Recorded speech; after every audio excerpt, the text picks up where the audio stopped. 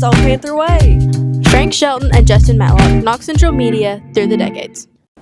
I'm Mr. Matlock. I'm a teacher here at Knox Central High School, 2012 alumni, proud graduate here, and media arts teacher now.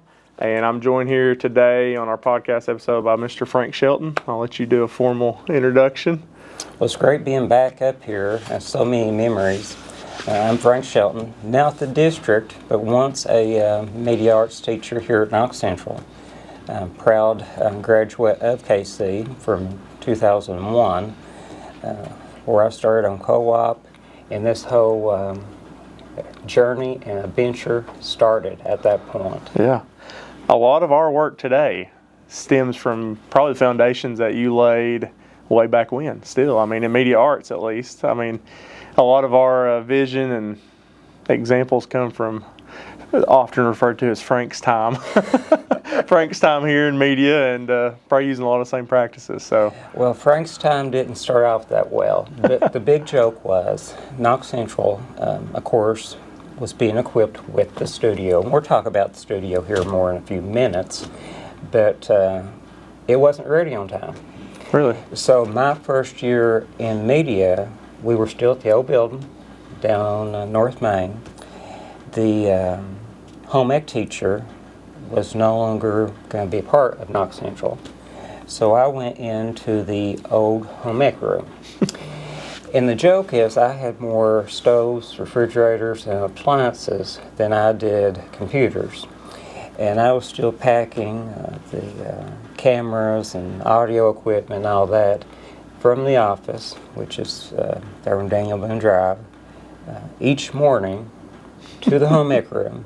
Tried to get the home ec room set up so it would at least look halfway like you were going to film something other than a studio cooking show. Yeah, cooking show. Yeah.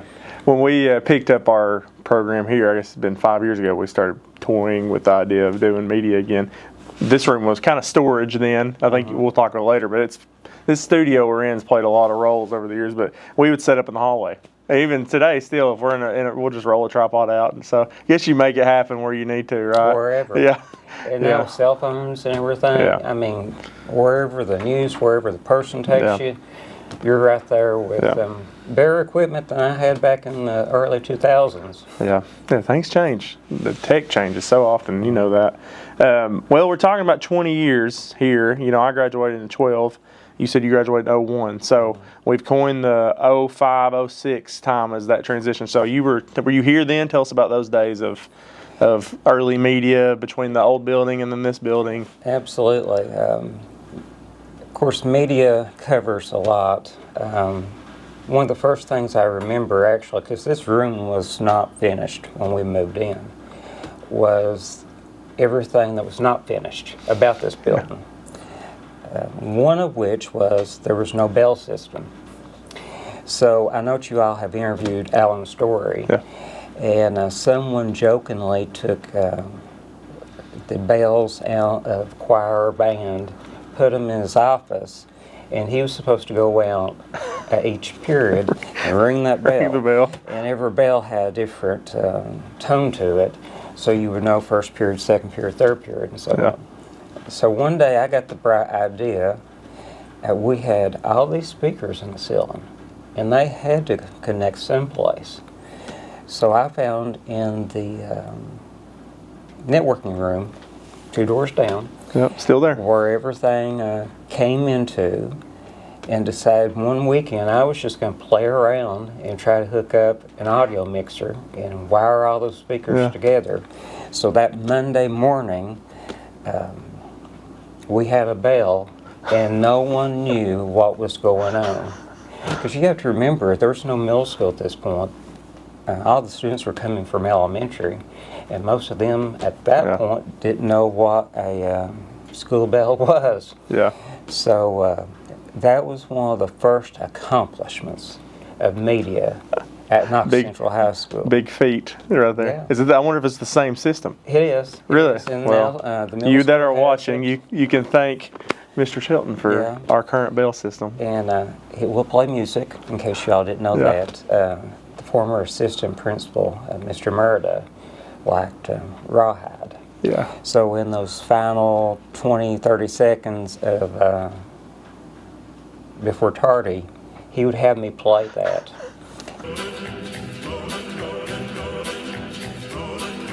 Every period, every day. Oh gosh. So you can imagine, after a while, everybody had to have a little intervention talk with him to say, we probably need to change it up. Yeah, switch it up.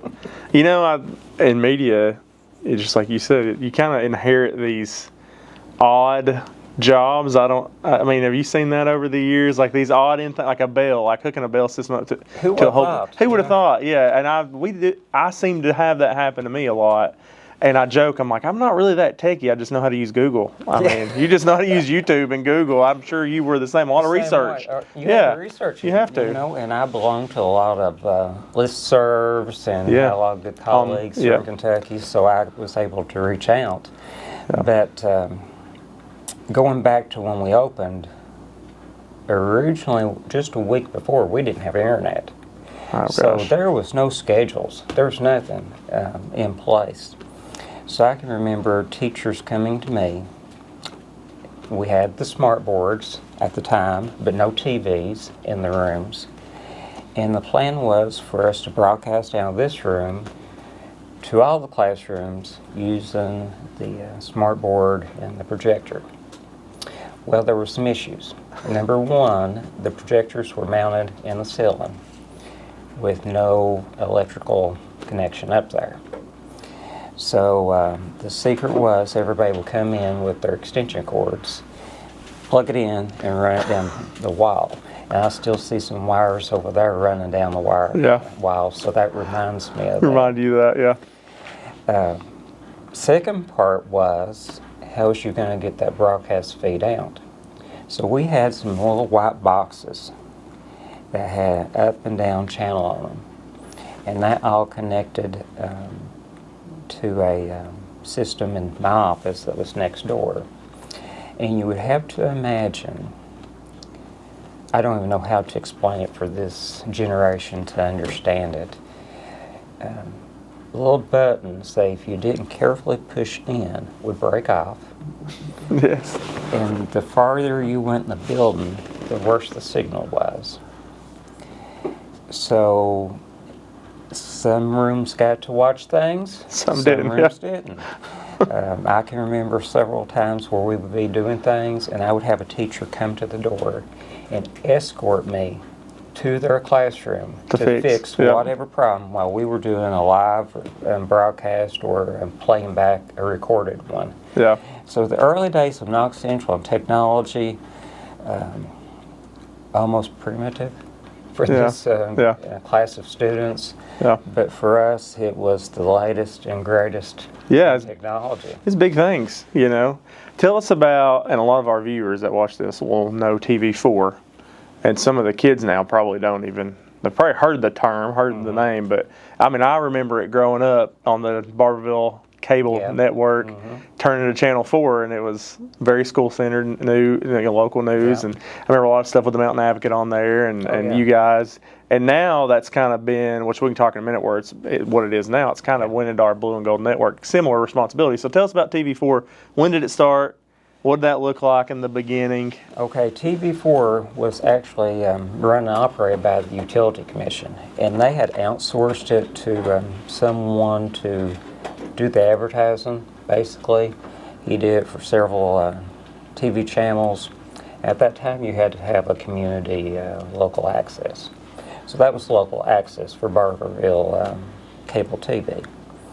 So then Superintendent of the Utilities, Randall Young, came to us and said, you have students, you have staff, why don't you take over this TV channel?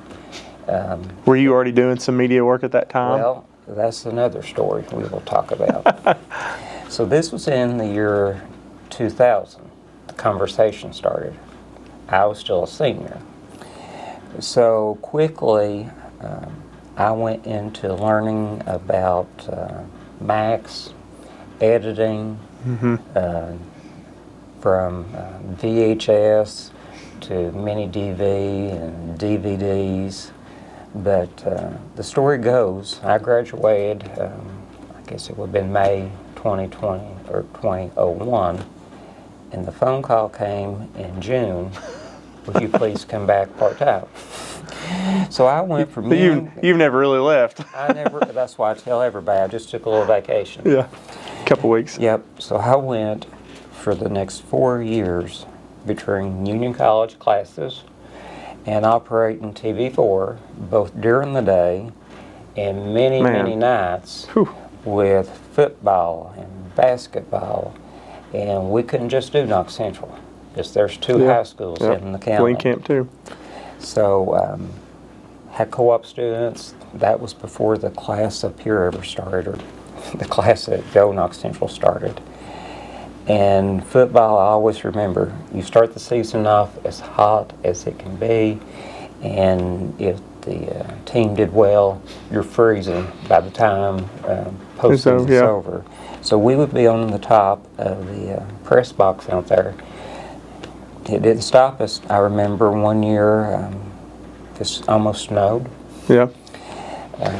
We've had those, very similar still. Yeah. We've had canopies on top and, windbreakers on and rain and umbrellas over the cameras. We've lived that same life. That life started down at the old football field. Yeah. And that was the very first thing that we broadcast that was actual athletic school related. Yeah. What we did was we were inside the box and we built this little wood drawer contraption thing that screwed onto the table there and stuck the camera out as far as we could. So you have to imagine this camera sticking out the window. No one could sit below it or it would knock their head off. And you're all the way back in the box trying to see on that screen, are you getting the play or are you, completely out of range of what was going on. And at that time, we thought we had the setup. We had the first students, co-op students on board, Carrie Mitchell and Christy Merida, and they would do live advertisements. And that was, if you wanted to tune in and had no interest in football, you wanted to see them do the advertising, because we would swing that camera around and they would read it. And at some point we even did poster boards with the name. Well, Carrie could never say Husqvarna. Farmers Market used to be one of our big sponsors. And they got certain royalties whenever you mentioned the brand name. So after the first couple of times, we knew that she couldn't pronounce it. So that made us giggle and laugh so loud that you could hear it through the microphones. With her trying to keep a straight face. Made you put it in the script that much more? So I think finally, after we had our run of good times with that, Christy took that one over. Yeah. But Carrie went on, Miss Kentucky. Wow.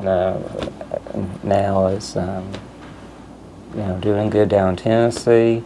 At one point, Christy was up in northern central Kentucky as a school administrator. Yeah. I think so. We've had students go from like those two to being doctors, to being lawyers, to being Broadway producers, to a lot of just general health care. It's been amazing to see who has come out of this program, and a few have went into a similar field. It's funny because we say often, especially with in our pathways now with CTE pathways, it's a little different, the structure of it now than it used to be. But I don't think I tell all my students, every one of them won't come out and work in the field, but you learn life skills being on camera and being behind the camera and doing all the things, and it's funny how it affects you down the line when you don't think doing this school media responsibility would, but it does. Absolutely, and I had to learn it just like everyone else from co-op. Yeah. I got to learn a lot of it. When I came up here, you have to be a part of it, just like you know, in front of the camera occasionally. Of course, you want the students as much as possible. But once I moved almost permanently downtown to become the PR director. So how that transition look, if you want to touch on that? I mean, yeah. So when my wife and some others of that, I guess, 11, 12, 13 class, you were split that time, right? I was you split. were here, tell us a little bit. I mean, you were here and there, and had a lot of. Went back to the same way as the old Knox Central and me taking equipment from downtown back and forth, back up here yeah. for a while. But during that time, the former PR communicator retired. So since I have been down there working since high school, the natural thing was to apply and take the job. Well, I didn't want to give this up. This was special to you. Yeah. Yep. This was my baby at the time. So going into that job, it's funny because you took a very introverted person, and the first interview I had to do, like you, on air was for WKYT, and we had a stomach virus going around. Assistant superintendent just threw me under the bus, put me out there with the reporter, and I had to talk about for the first time on film, broadcast on Lexington television, about a stomach virus and how students could, prevent it. A little nervous. What do you say about the stomach virus to make it, a 30 or 45-second sound bite? Yeah. So quickly after that, I learned that you just roll with it. Roll with it. We tell our kids here, you might have had something similar. I talk about being PR trained, like just ready on the fly. Yeah. And, you have some that excel and some that struggle more, but it's an important skill to have to be able to roll with it, like and whatever's happening. That's why I tell all the students, you may never go into this field, but I guarantee you at some point you may have to do a presentation, you may have to do a sales pitch, you may have to, you sell your business idea. So many things this actually prepares you for. Yeah.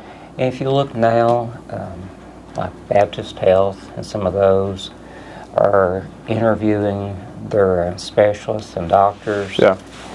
Like I said, we have some of those that went through this very program, and that's not something they do every day. Right. But hopefully they've had programs such as this to prepare them to speak in front of either a camera or a conference of 200, 300 people. I think I've done about 200 before, coming from the introverted 2001 graduate.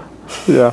So what is we've asked this question a few different times. What's been your favorite or a favorite memory when you were here solely, I guess, teaching or at the old school in the media realm? What do you have something that sticks out as far as a time or season in your life that was one of your favorites?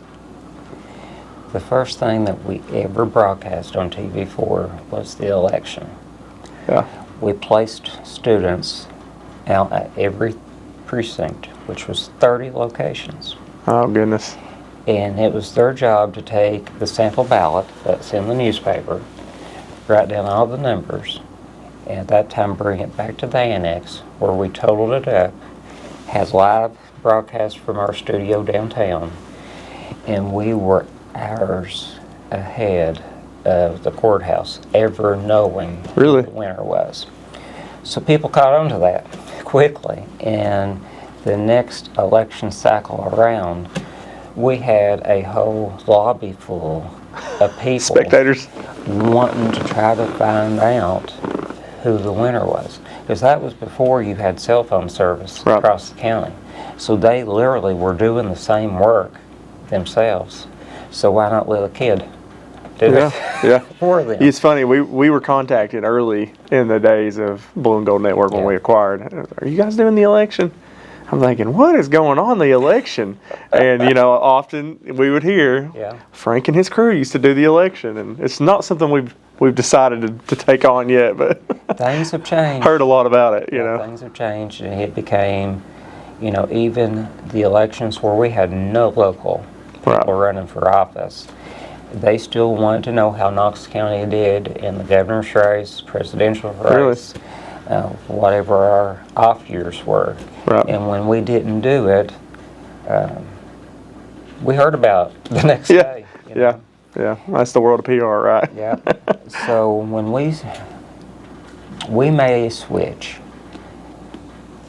and I can't remember what year it was, to where the Advocate came on board, Right. and they would do all the in front of video information, and we would help them out with the video part. Nothing against them, but they didn't have the student power and runners Like you we did. Yeah. So I remember that whole night, people calling the studio, people Facebooking. That was probably when Facebook first took off in the community, because you were coming right off when only college students Right. had one. Want to know where Frank and the kids were.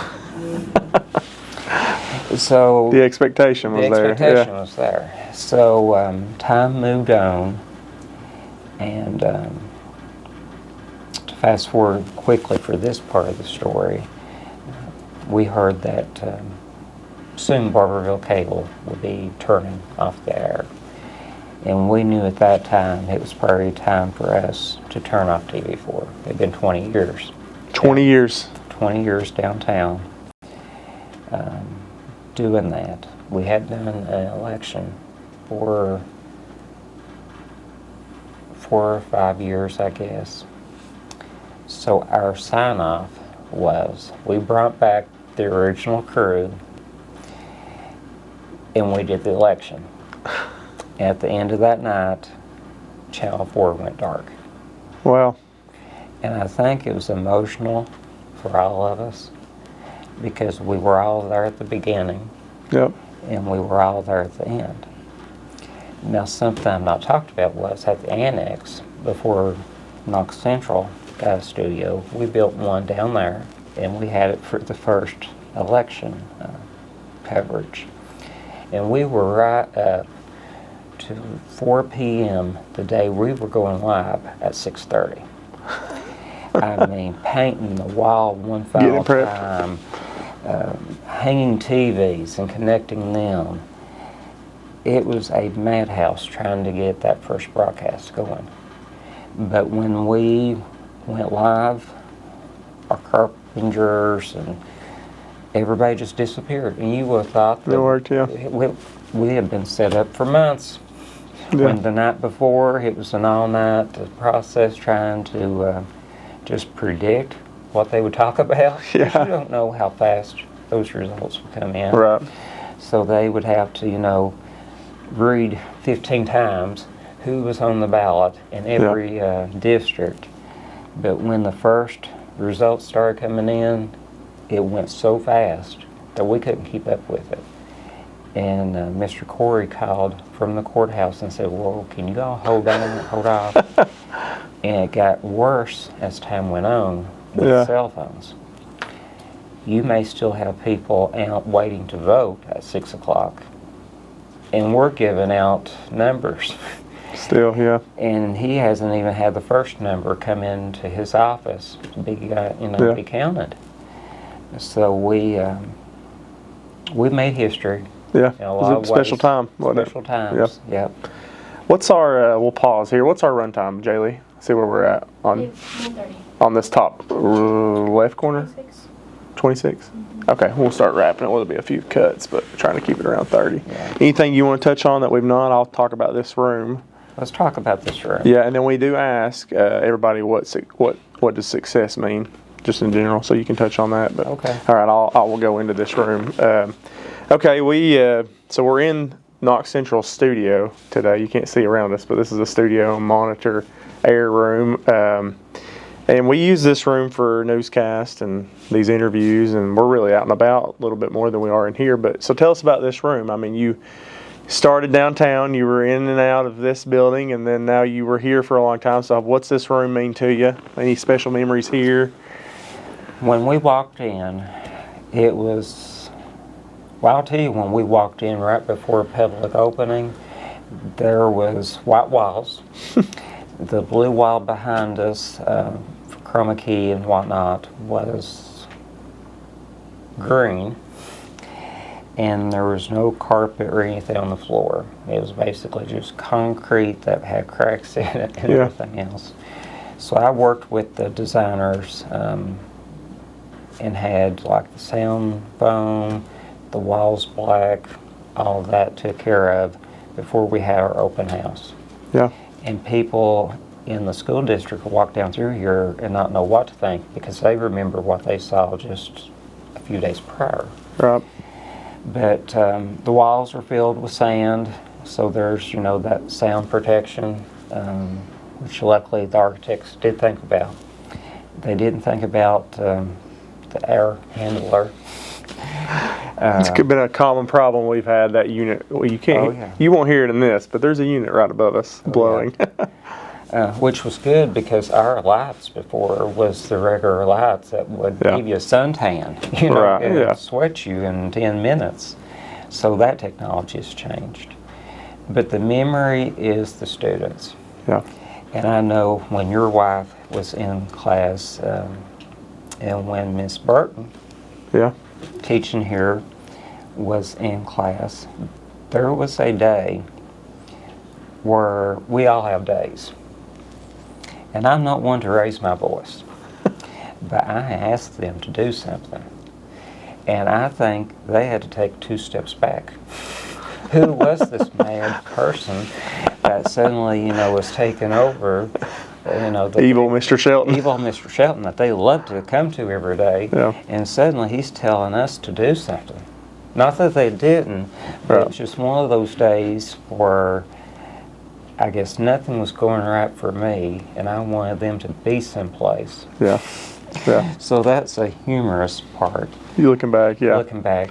You have those days in this. We all do. Yeah, and I think when we talked about this, in this job, not many people know in media, but you're needed by everybody all the time in a certain way. I mean, print and photo and film and printing and computers, it's just never ending, and it's like it pulls a lot. It pulls at you a lot.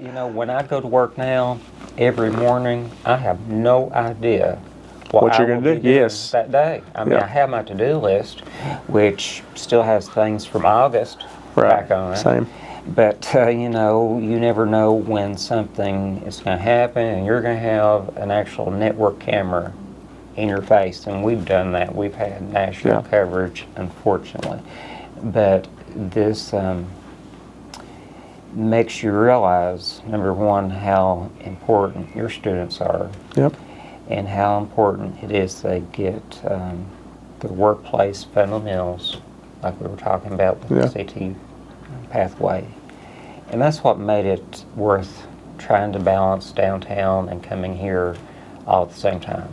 And was so special and continues to be special to me is the students learning and being the spotlight. You mean you stapled on that? We do. I mean, we lead them. I lead them, but we want it to be student led. And nowadays it's so fast paced, trying to get our media and content out. But they do a wonderful job. And you hold their hand. But I joke a lot of times we're learning together. I mean, a lot of times you all can do it a lot faster than we could. Right. In the day. We didn't. It's a different world now. It is. Yeah. People expect it then and there. Immediate. If the event happens now, number one, they would like to see it right now. Knox County Schools is believe, achieve, succeed. That looks different for each person. Right. And for me, it looks like the career that I've been in and everything that I have learned along the way. Yeah. And I'm thankful for that, and I'm thankful to see the class continue. and I know that the success of it will certainly continue. Well, we appreciate that. It's we're glad to have it back. You know, it was gone for a few years, but it's back, and we attribute a lot of our foundation to your work and TV4, and even though it looks a little different nowadays, just a little different. We're proud to have that. Just like the governor has a podcast, Yeah. I think you are way ahead of him. Governor Andy may be knocking on your door. Maybe so. You Yeah. got pretty good setup students. Well, we're making it. Yeah, that we got a good crew of kids. Last thing, we've asked everybody any message to Knox County or the people that'll watch this. Anything you want to say to them? 20 years here at Knox Central has went by so fast. Just looking back on it, the pathways, the teachers, the classes, and success, just like we've been talking about the number of students that are getting industry certifications, Right. and being able to go out and get a job immediately, paying great money. It's life changing. It's life changing, and this school is life changing. Yeah. And that has really been a trademark piece of the past 20 years. Yeah. Well, thank you, Frank. We Yep. appreciate you. Thanks for all your work you've done here and everything you're still doing.